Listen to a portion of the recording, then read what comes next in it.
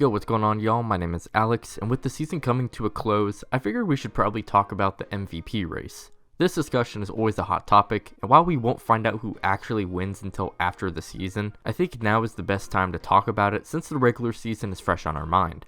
So let's talk about the top candidates for MVP and what their cases look like to win the award, and at the end, I will give you my pick for the MVP. Before we continue on though, if you do end up enjoying this video, make sure to like and sub. I'm trying to get to 1,000 subs by the end of the year, so it would mean a lot. Anyways, let's get started. So based on the Kia MVP tracker on NBA.com, the top 3 candidates, starting from 1, they got Embiid, number 2, they have Jokic, and number 3, they have Giannis. So let's start off with Joel Embiid, who is ranked number 1 on the tracker. These past 3 seasons have been absolutely phenomenal for Embiid. Not only is he putting up an incredible MVP performance with some historic numbers, but he seems to be doing it at his peak. Embiid is currently averaging and leading the league with 33 points per game, 10 rebounds, 4 assists, a steal, and almost 2 blocks a game, and his efficiency has been through the roof with a 65% true shooting percentage. He's been a legit 3-level scorer, shooting 80% on shots 0 to 3 feet, 49% from the mid-range, and also 34% from 3, which is at least respectable given how dominant he is in the paint and the mid-range. The cherry on top for Embiid's dominance on offense is his knack to draw fouls. He is virtually shooting 12 free throws a game and shooting 85% from the charity stripe, which in my opinion cements him as one of the greatest offensive players in the NBA right now. He has also been a great defender this season, being able to block shots this season at a high rate despite how much offensive load he does have to carry. And most importantly, Embiid will be doing this by playing almost 70 games this season as long as he stays healthy for the rest of the season. MVPs always have to have great stats, but what puts them in these conversations is winning. And Embiid has led the 76ers to a 3rd seed in the East currently as I record this video, and have the 4th best record in the league, despite Harden and Maxey missing a chunk of games in the beginning of the season. And that beginning of the season was really rough for the Sixers because of those injuries, but since December 9th, the Sixers have gone 37-13. That's a win percentage of 74%, which if that held up the entire season, that would make the 76ers a 60-win team. This is the best Embiid that we've ever seen, and the 76ers are rolling right at the correct time. They're currently ranked 4th in offense and 7th on defense, and I think in large part that has to do with Embiid's dominance this season. Not only on offense, but on defense as well, and that's why he's in this MVP conversation. Let's move on to the number 2 spot for the MVP ladder and look at Nikola Jokic. Jokic, like Embiid, is yet again set up to compete for an MVP, and he looks even better than seasons past now that he has a healthy roster, and he looks set to win his 3rd MVP in a row, which would be the first time to happen since Larry Bird did it back in the 80s. Jokic is averaging 25 points per game, almost 12 rebounds, and about 10 assists per game. A near triple-double, which would be impressive on its own, but he is also doing it on some of the best efficiency we have ever seen. He currently has a true shooting percentage of 70%, which leads the league, and this has to do with just how effective he is around the basket with his post play,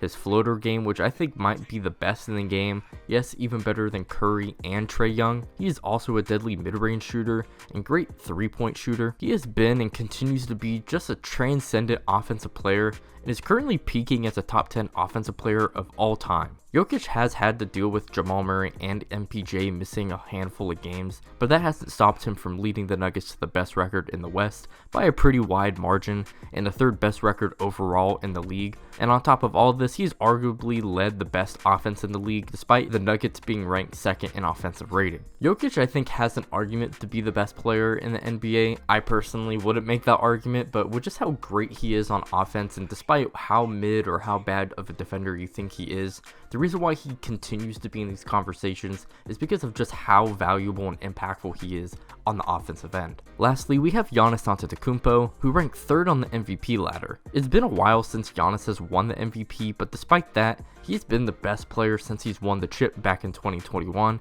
and he has proven worthy of his 3rd MVP. He is averaging 31 points per game, about 12 rebounds, 5 assists, and about a block and a steal a game. Although he isn't as offensively gifted as Embiid and Jokic, he's still very good, but what puts his value up there with those guys is his defense.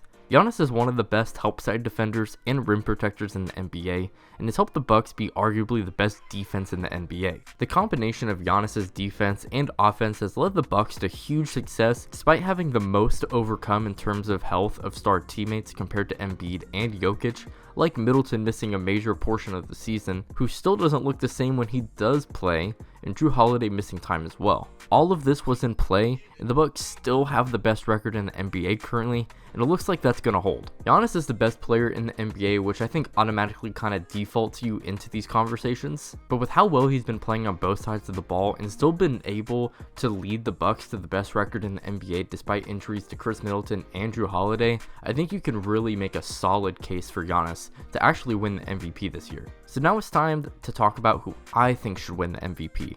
While I think most people will pick Jokic without any questions, I actually think it's a lot closer than what people think. For me though, I would go with Jokic, then I would go Giannis, and then Embiid. The reason why I pick Jokic is because I think what he brings on the offensive end is just so much more valuable than what Giannis or Embiid can bring on either side of the ball. When Jokic is on the court, the Nuggets are one of the best teams, but when he's off the court, it's like the rest of the Nuggets forget how to play basketball. I know the same thing can be presented for both Giannis and Embiid, but to me it's on a different level for the Nuggets.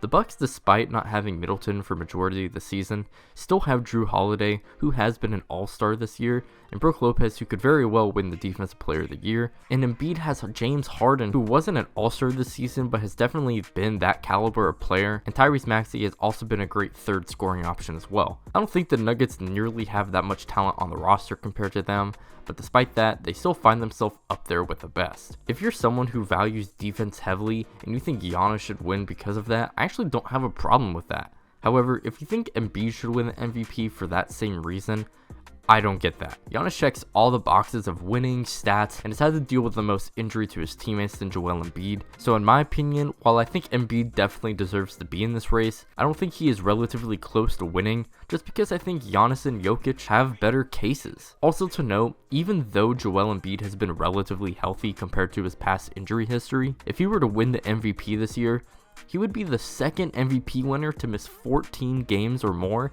and still win the award since Bill Walton.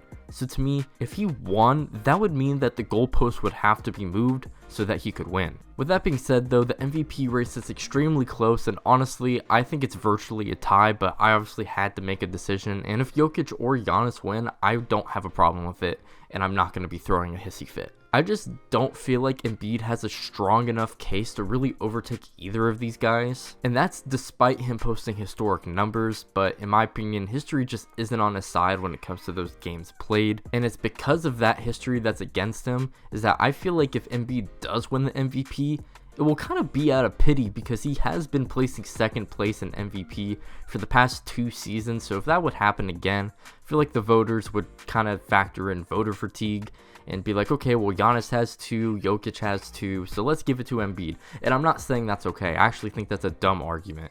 But I just feel like if that does happen, it's going to be a pity MVP, and I'm not going to like that. That's not something that I'm going to respect. I think it will be deserved. Like, again, Embiid has been playing phenomenal, but if those are the reasons why Embiid wins, that's a pity MVP, bro. But that's just my opinion. And those are my thoughts on the MVP race this year. Let me know down below what y'all think. If you enjoyed, make sure to like and sub. Check out my socials down in the description below. You can check out this video somewhere on the screen where I go over my selections for the All-NBA teams. Anyways, I'll see you on the next one. Peace out.